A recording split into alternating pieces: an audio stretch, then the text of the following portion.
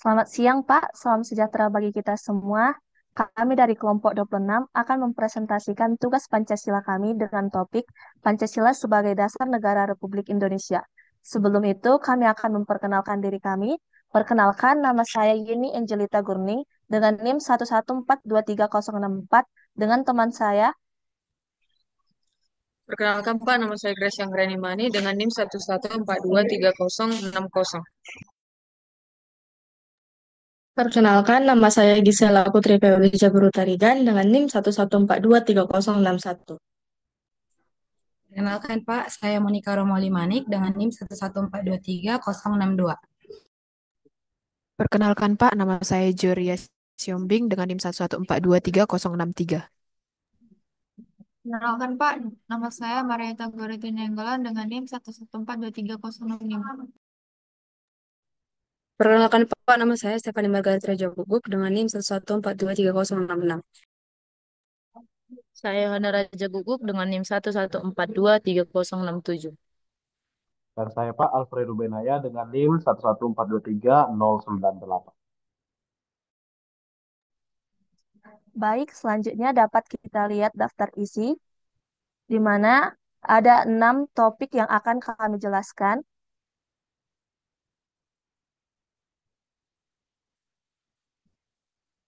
6 topik besarnya yaitu yang pertama pendahuluan, yang kedua menelusuri konsep negara, yang ketiga konsep tujuan negara, yang keempat konsep dan agensi dasar negara, yang kelima menggali sumber Pancasila, dan yang terakhir ialah penutup. Untuk yang pertama pendahuluan. Kita tahu Pancasila adalah dasar negara ideologi dan filsafat negara. Sebagai dasar negara, Pancasila menjadi landasan utama dalam mengatur perundang-undangan, penyelenggaraan negara, dan hubungan antara warga negara dengan negara. Dengan kata lain, diterapkan di Indonesia harus semua kebijakan dan aturan yang ada di Indonesia harus selaras dengan nilai-nilai yang terkandung dalam Pancasila. Selain itu, generasi muda memiliki peran yang sangat penting dalam mewujudkan nilai-nilai Pancasila dalam kehidupan sehari-hari.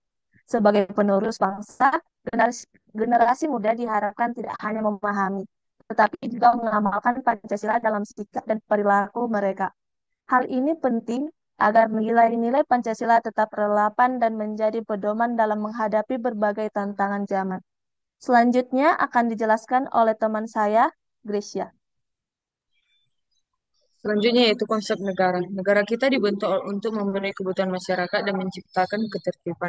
Menurut para ahli, ada tiga yaitu konsep negara. Yang pertama dari Aristoteles, di mana negara merupakan persekutuan untuk hidup sebaik-baiknya. Dan selanjutnya yaitu Jane Bodin mengatakan persekutuan keluarga dengan kekuasaan berdaulat. Selanjutnya menurut dari ahli Grotius mengatakan bahwa konsep negara itu persekutuan orang merdeka untuk perlindungan hukum. Pancasila di sini menentukan untuk bentuk negara Indonesia sebagai negara kesatuan Republik. Selanjutnya akan dijelaskan oleh teman saya.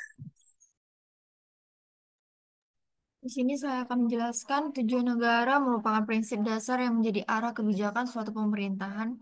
Berikut filsuf memiliki pandangan berbeda tentang tujuan negara, antara lain Sangyang, negara kuat dengan militer besar. Yang kedua, Machiavelli, yaitu kekuatan raja harus terus diperkuat.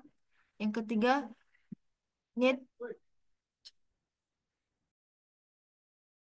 Nietzsche, hidup adalah perjuangan untuk menjadi manusia unggul.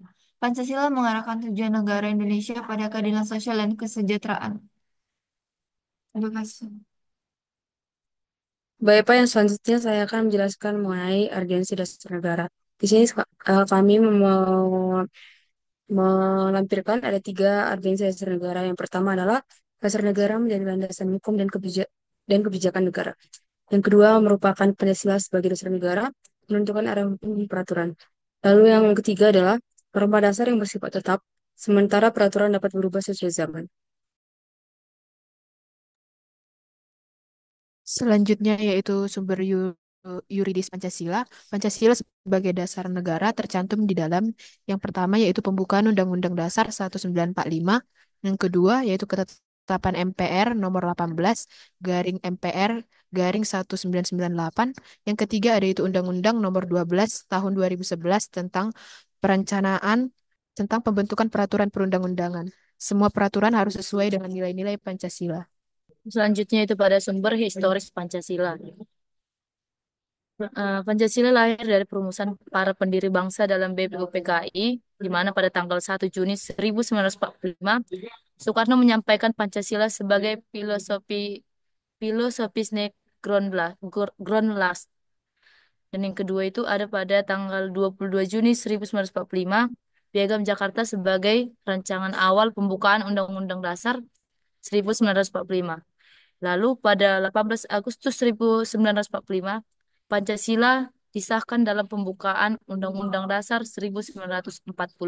Selanjutnya ada sumber sosiologis Pancasila, di mana terdapat 5 dasar negara Pancasila yang memiliki nilai-nilai yang mencerminkan kehidupan sosial masyarakat Indonesia. Yang pertama itu ada ketuhanan. Ketuhanan memiliki nilai yaitu toleransi beragama dan spiritualitas. Dan yang kedua itu kemanusiaan yang memiliki nilai sebagai keadilan dan kesetaraan. Yang ketiga persatuan memiliki nilai sebagai kebinekaan dan nasionalisme. Keempat, kerakyatan memiliki nilai sebagai demokrasi yang bermusyawarah. Dan yang terakhir, yang kelima, yaitu keadilan sosial yang memiliki nilai sebagai kesejahteraan bagi seluruh rakyat Indonesia.